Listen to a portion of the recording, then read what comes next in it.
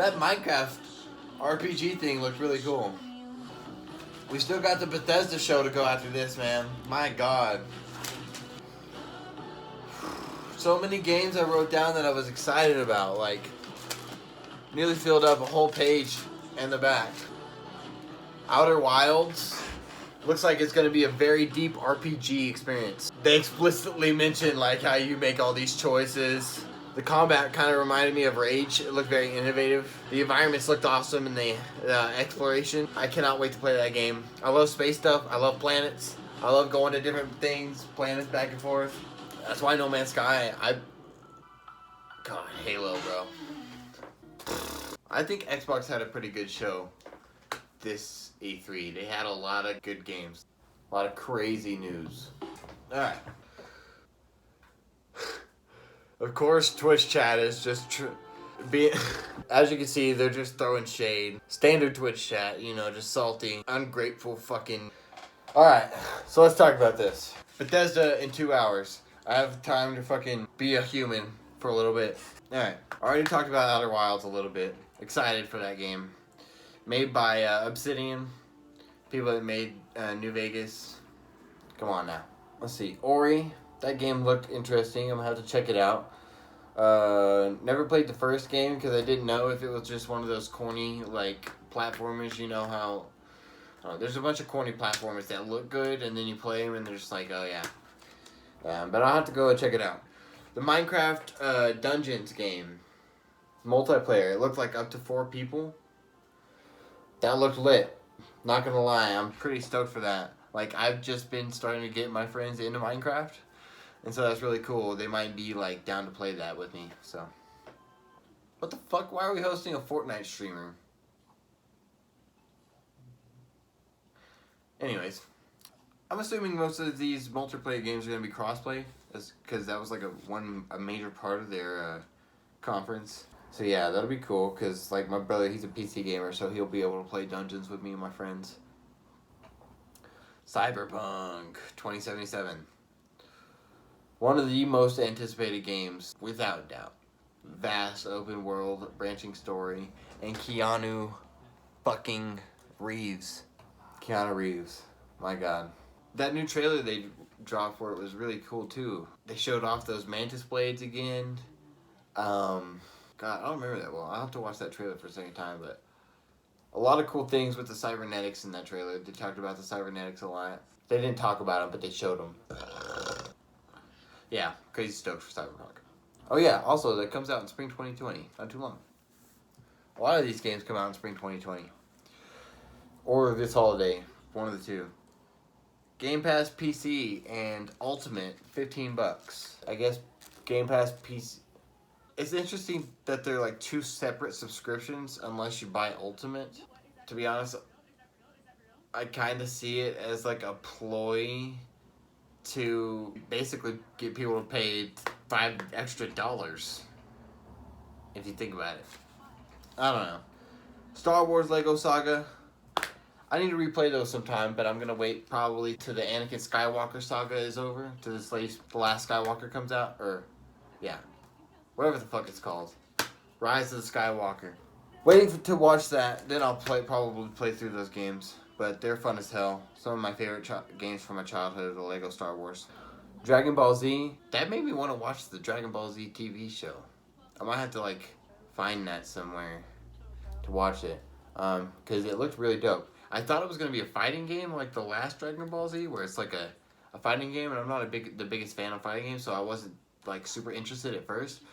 But I kept watching, and then a little title bar popped up and said it was an action RPG. And that has me very interested. It's like, do you create a character, or do you play as a character from the universe? I'll have to get myself acquainted with the universe, and then think more about that. Oh my God, the 12 Minutes game.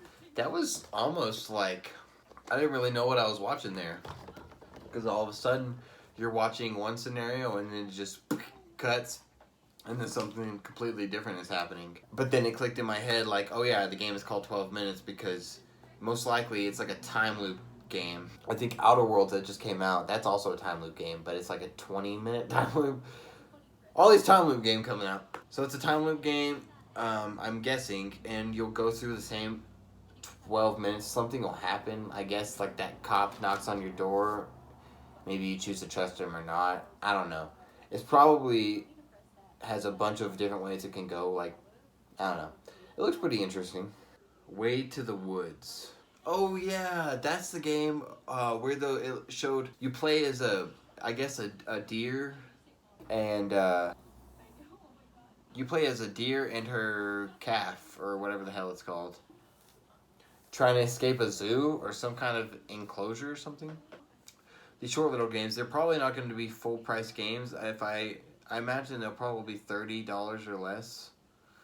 Like Ori, 12 Minutes, Way of the Woods. Those will probably be like $30 or less. Oh, what the hell am I talking about? They're all coming to Game Pass. God, I gotta get Game Pass. It's getting crazy. Alright. Then they talked about Gears 5. I've never played a Gears of War game. They always looked pretty cool, but I was always playing other things. Like, it was either RuneScape, Call of Duty, Guitar Hero, Halo, but Gears 5 looks interesting, especially that escape mode. I really like the way that looks. It looks pretty fun. And I think it said, like, if you get it through Game Pass or the pre-order, that you get the Terminator skin. So that's interesting, because that looked really sick. At first, I thought they were unveiling, like, a Terminator game. I was like, damn, a new movie and a game? Xbox Elite Controller 2. That looked amazing. Dying Light 2. I've been waiting to see stuff about this game for a long time. I love Dying Light, the original. I guess it's called Dying Light 1 now.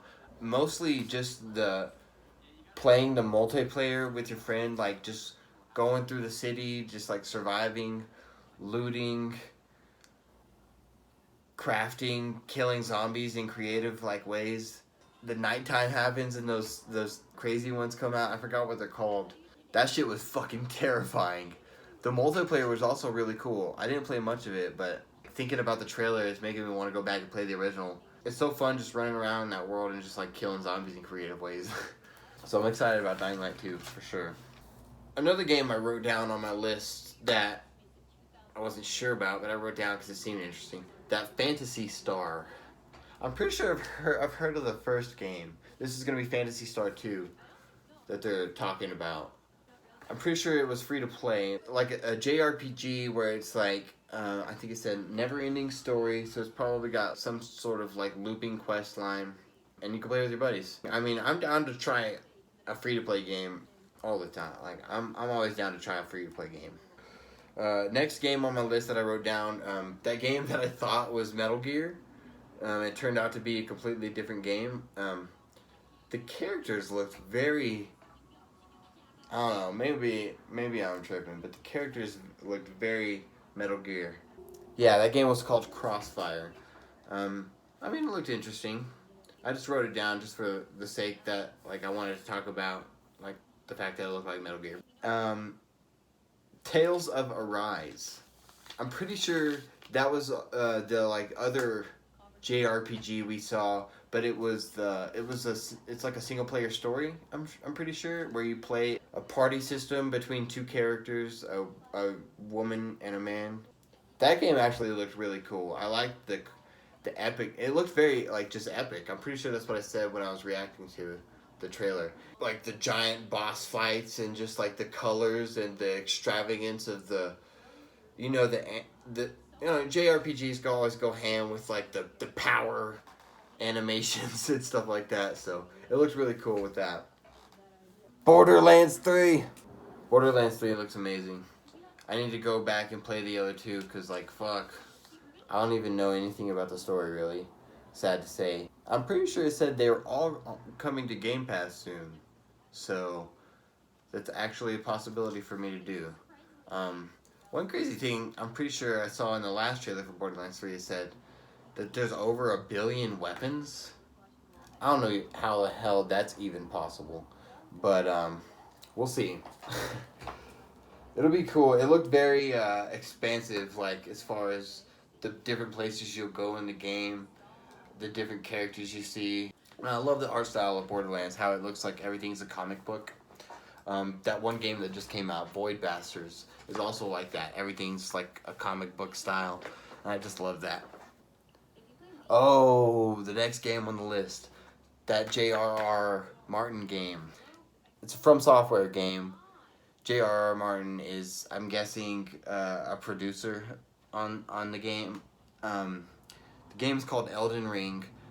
That trailer gave me chills up my spine multiple times. I don't even know what the fuck was happening really, but I know it was epic, and I know it was From Software, and I know it was George R.R. Martin. I don't think it had a release date, but God, I know that game's gonna be amazing.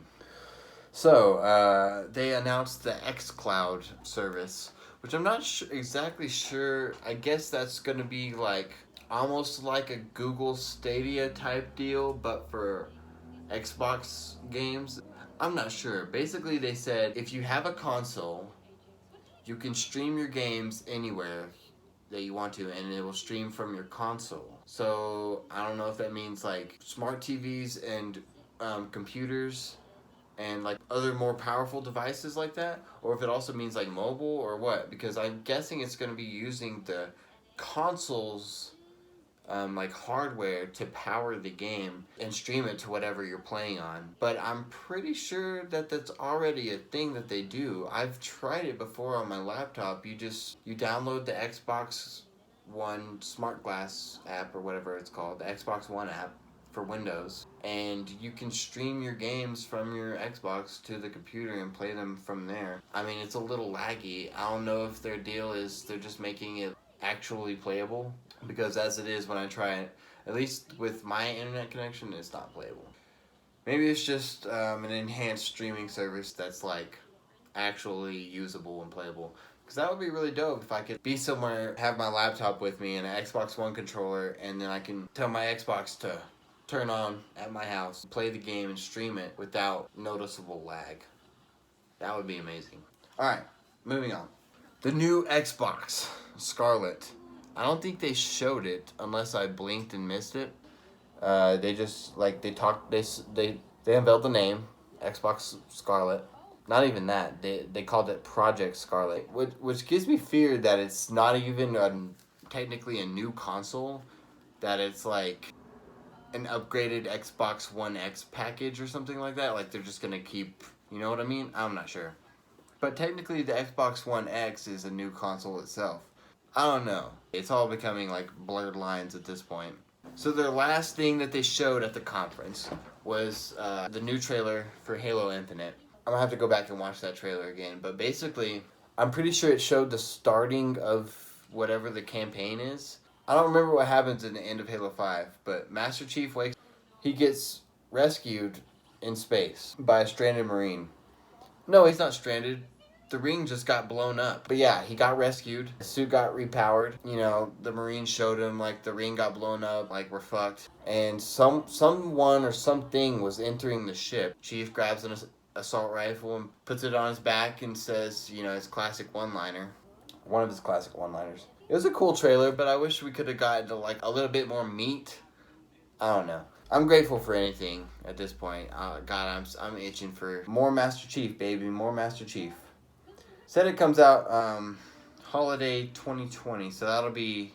Maybe I saw that wrong, because it said, like, next holiday season, which technically means 2019? I don't know. I'm pretty sure I read holiday 2020, so that's coming out in a little over a year, so that'll be dope. Yeah. That was the Microsoft conference. Overall, I was satisfied. I could see how some people would think that it was weak, but they did have a few really strong games. Cyberpunk, Halo, Outer Wilds, Star Wars. I'm also a dude that's like pretty easy to please. We'll have to wait and see what Bethesda brings to see like how E3 leaves me for the whole day. But as far as the Microsoft conference, I liked all the announcements.